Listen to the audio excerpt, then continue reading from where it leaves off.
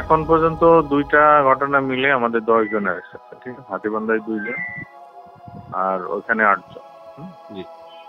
এর মধ্যে পলাতক আসামি একজন অ্যারেস্ট আছে, আর এই মাত্র স্বেচ্ছাসেবক দলের নুরুল নবী কাজল মনে হয় হাতীবান্ধার, ও অ্যারেস্ট আছে। আচ্ছা, এখন এই যে আমি একটু করি, এই ঘটনায় আসলে এখন কোনো আইন শৃঙ্খলার আরো অবনতি হওয়ার সংখ্যা আছে কিনা আপনার কি মনে করেন? না না ভাই, এটা নাই। আমরা পুরোপুরি শান্তি শৃঙ্খলা বজায় আছে। আমরা আমাদের কাজটা করছি, তদন্ত চলতেছে, অভিযান চলতেছে, এরকম কোনো আশঙ্কা নাই আপাতত।